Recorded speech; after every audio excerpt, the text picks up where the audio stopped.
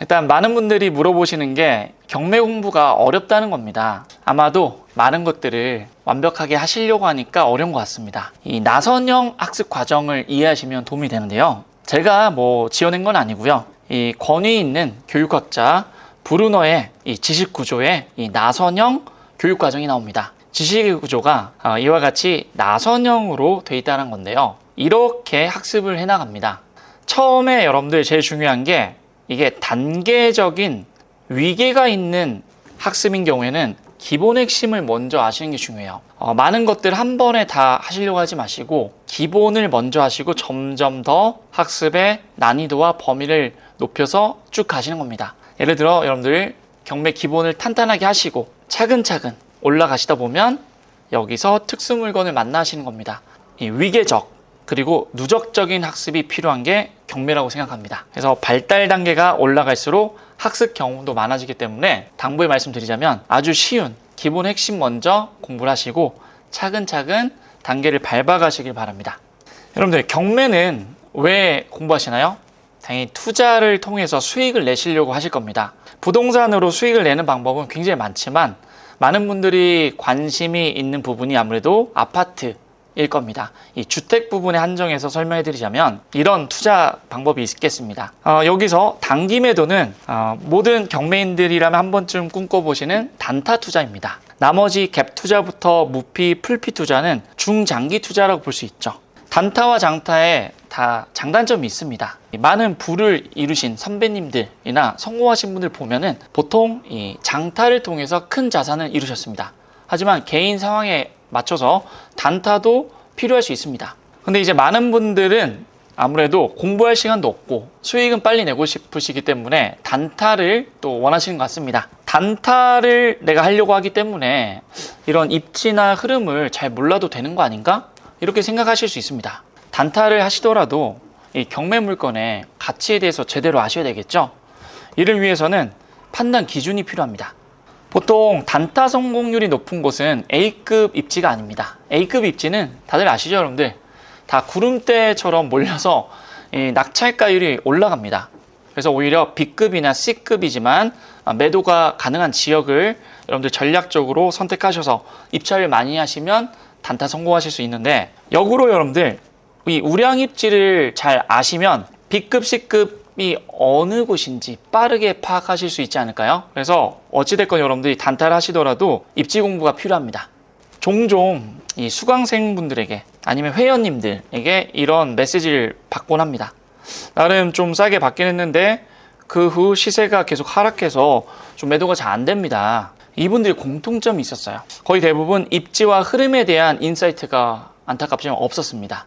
만약 이런 입지와 흐름을 좀 더 아셨으면 더 낫지 않았을까요?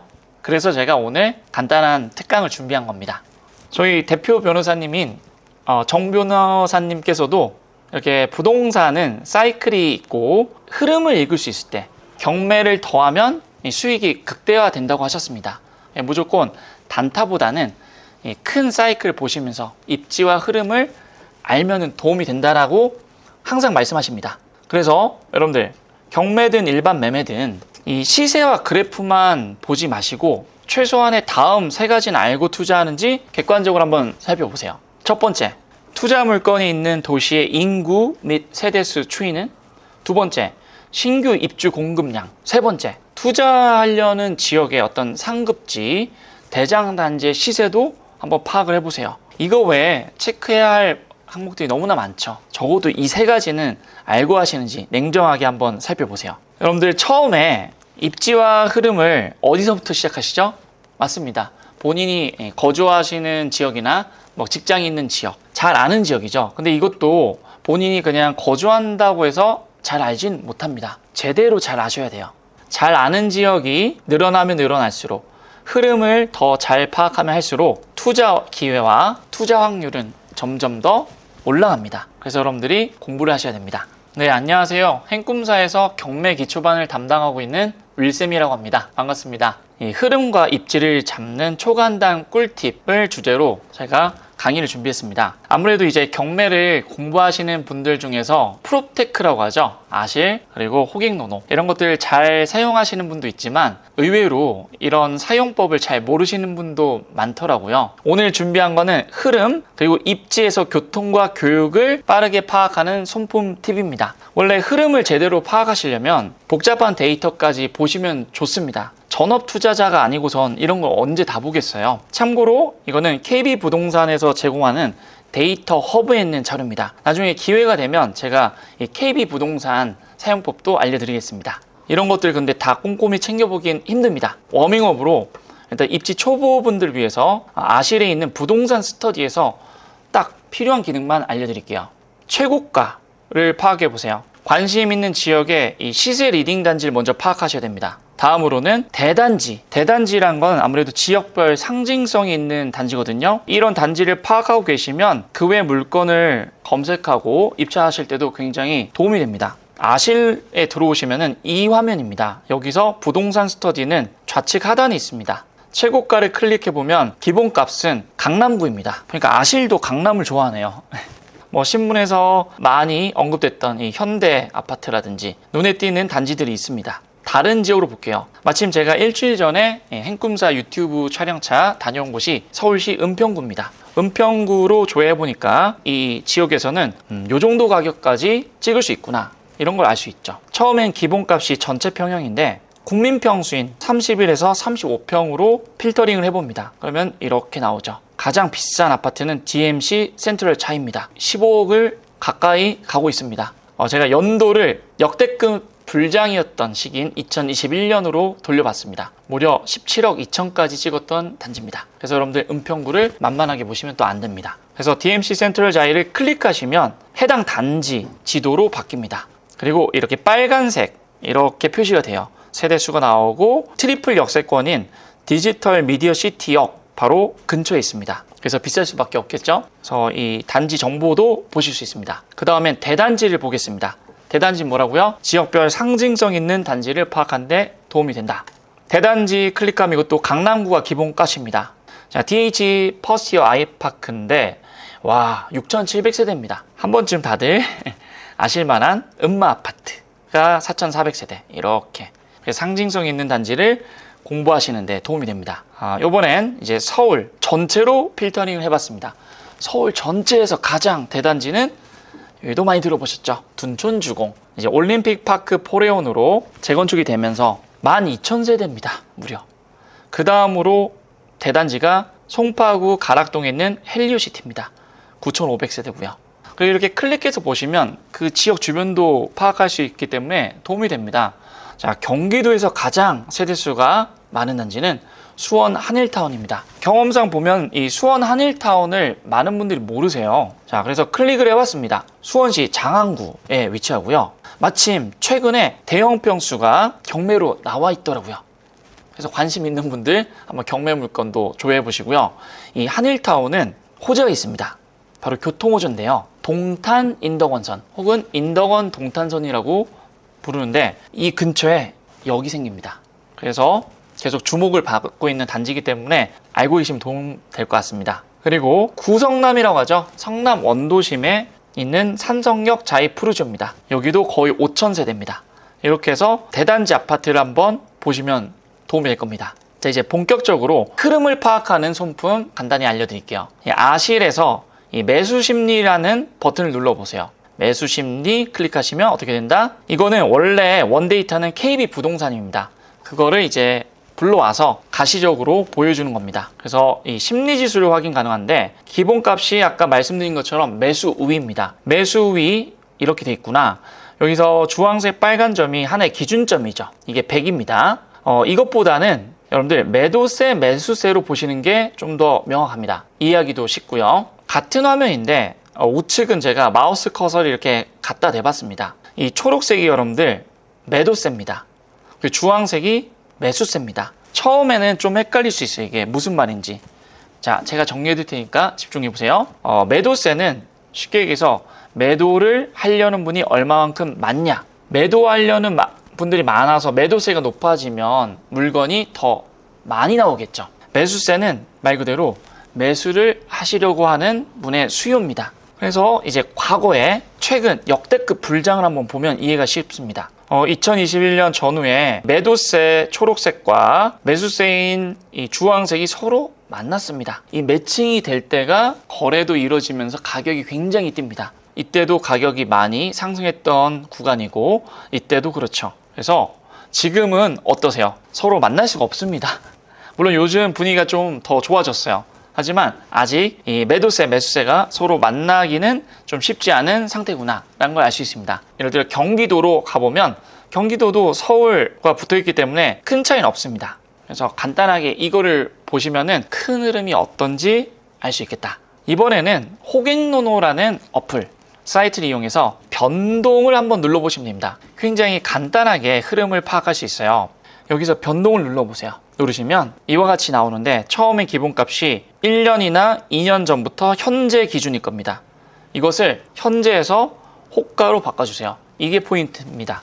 과거부터 현재도 중요하지만 앞으로의 이 변동에 대해서 전망을 하는 거잖아요. 상식적으로 여러분들 생각해 보세요. 호가가 높은 지역과 호가가 낮은 지역이 있습니다. 어디에 전망이 더 좋다는 거죠? 높은 지역이죠. 딱 봐도 한눈에 직관적으로 알 수 있게끔 표기가 돼요. 아무래도 이제 강남 3구 근처가 뻘겋습니다. 그리고 이제 김포라든지 남양주시, 양주시 이런 곳들은 퍼렇죠. 이걸 좀 확대해 볼까요? 확대하면은 조금 더 세부적으로 전망을 해볼 수도 있죠. 자, 입지의 4가지 요인, 교통, 교육, 상권, 자연이 있습니다. 그래서 교통인데요. 아실에서 우측에 교통망을 클릭하세요. 교통망 클릭하면 이렇게 교통망이 나옵니다. 교통망에서 여러분들 이 교통망 발표부터 준공 예정까지 여러분들이 원하는 값만 볼 수 있습니다. 이미 착공한 것만 보고 싶다, 곧 준공 예정인 것만 보고 싶다면 이 2가지만 활성화를 시키시면 됩니다. 한번 다 활성화해 볼게요. 이렇게 여러 가지가 보입니다. 특히 관심을 두고 있는 곳이 이 신안산선입니다. 신안산선을 클릭하면 향후에 생길 역까지 이렇게 표시가 됩니다. 신안산선은 여러분들 이게 굉장히 빠릅니다. 표정 속도가 일반 지하철에 비해서 최소 2배에서 3배입니다. 그래서 주목하시기 바라고요. 하나 더, 월판선을 클릭하면 향후에 생길 역이 다 표시가 됩니다. 이 월판선도 굉장히 중요한데요. 월판선은 거의 GTX급입니다. 급행은 GTX 속도에 거의 준하다고 제가 알고 있습니다. 아실 통해서 기능을 살펴봤고요. 이제 호갱노노에서 보겠습니다. 호갱노노에서는 이제 개발 호재 기능인데요. 활성화를 시키면 이런 화면이 나옵니다. 우측 상단에 1번 이 사람 표시를 누르시면 되고요. 두 번째로 개인 화면에서 이 톱니바퀴를 눌러주세요. 누르면은 이런 화면이 나옵니다. 여기서 개발 호재 기능 사용을 꼭 활성화 시켜주세요. 그래야 확인할 수 있습니다. 근데 제가 왜 호갱노노까지 알려드리냐면 아실에서는 안 나오는데 또 호갱노노에만 나오는 그런 미래교통이 있습니다. 대표적으로 동탄 트램입니다. 이거는 아실에서는 확인이 불가능합니다.